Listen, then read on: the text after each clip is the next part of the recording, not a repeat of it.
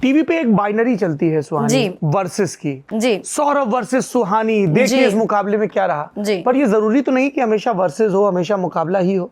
ऐसा भी हो सकता है कि कोई सौरभ अपनी दुनिया के सारे सवाल लेकर सुहानी जो एक दूसरे प्रोफेशन को रिप्रेजेंट करती है उनसे पूछे। इस कंटेक्स्ट में पूछ रहा था क्योंकि आपकी हाल का जो फेम है वो एक वर्सेस की बाइनरी से पैदा हुआ। करेक्ट। बड़े बड़े बैनर लगाए गए, धीरेन्द्र शास्त्री वर्सेस सुहानी शाह। धीरेन्द्र शास्त्री क्या करते हैं?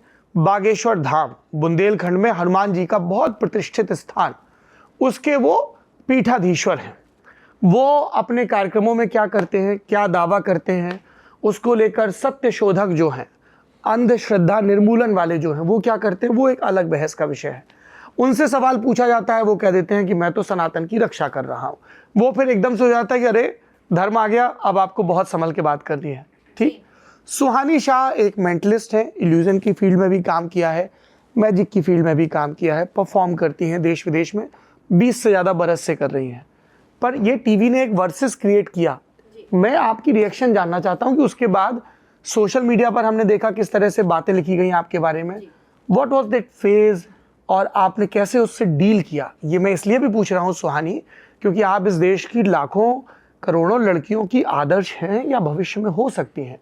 तो हम सब उन लोगों से जिनको हम पर्दे पर देखते हैं, जिनसे सीखते हैं, ये जानना चाहते हैं कि उन्होंने अपनी मुश्किलों के दौर को कैसे पार किया या इतनी स्पॉटलाइट को कैसे हैंडल किया। तो पहले बात करते हैं वर्सेस वाली। जब मैं बॉम्बे में मेरे घर में थी, वहाँ से 1-2 न्यूज़ चैनल्स का पहले मुझे फ़ोन आया कि एक पैनल पे आपको कुछ माइंड रीडिंग के बारे में बोलना है। तो अगर मैं मेंटलिस्ट हूँ, मेरा यही काम है, और ये तो ऐसा कि डॉक्टर को बोला कि डॉक्टरी के बारे में बोला, तो वो तो उनका काम है, वो बोल सकते हैं, बहुत आसान चीज़ है। तो मैं गई और मैंने बोला, तो वहाँ से दूसरे न्यूज़ चैनल से पकड़ा, वहाँ से दूसरे न्यूज़ चैनल पकड़ा, फिर मुझे ABP का न्यूज़ आया, चैनल का फ़ोन आया।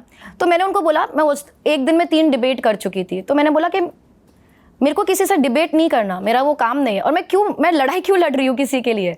आप मुझे अगर सवाल पूछोगे मेरे प्रोफेशन के बारे में तो मैं उसका जवाब दूंगी, मेरा सिर्फ इतना ही काम है।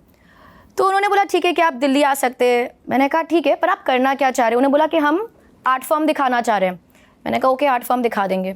तो वो हुआ, और उसके बाद से ये पूरा एक वेव चल गई, सुहानी शाह वर्सेस धीरेन्द्र शास्त्री। इनफैक्ट अगर आप इंटरनेट से मेरा एक क्लिप निकाल के देखेंगे भी, वहाँ पे 3-4 एंकर्स खड़े थे, मैं वहाँ पे खड़ी थी, एंड वो अच्छे सवाल पूछ रहे थे, प्रॉब्लम वो नहीं थी। पर बिफोर इवन स्टार्टिंग, शुरू करने के पहले मैंने उनको बोला कि आपके पीछे जो इतने बड़े LED पे लिखा है सुहानी शाह वर्सेस धीरेन्द्र शास्त्री, आप वो निकालिए। और ये लाइव है, ये आपको मिल जाएगा वीडियो, क्योंकि मैंने बहुत क्लियरली उधर भी बोला कि मैं कोई लड़ाई नहीं लड़ रही हूँ, मेरा काम है मेरी कला का प्रदर्शन करना। आप लोगों ने मुझे बुलाया है इसलिए मैं आई हूँ, मैं कोई लड़ झड़ के कॉल करके नहीं आई कि प्लीज़ मुझे मेरा मैजिक दिखाना है या ये करना है। लोगों ने इनवाइट किया था, मैं आई, आपने सवाल पूछे, मैंने जवाब दिए। तो वो वर्सेस वाला जो था, इनफैक्ट मैंने वहाँ से भी उतरवाया। ABP न्यूज़ ने भी एक बार जब लगाया था, तब मैं सामने बैठी थी, मैंने बोला आपको ये हेडलाइन चेंज करनी चाहिए, उन्होंने तुरंत ही उसको चेंज करा था। तो मेरे कंट्रोल में जो मैं कर पाई वो मैंने किया, जो मेरे कंट्रोल के बाहर है उसको मैं कुछ कर ही नहीं सकती। तो मैं शांति से बस बैठ के देख रही थी कि लोग इस न्यूज़ का क्या कर रहे हैं। तो वर्सेस वाली स्टोरी तो उस प्रकार है।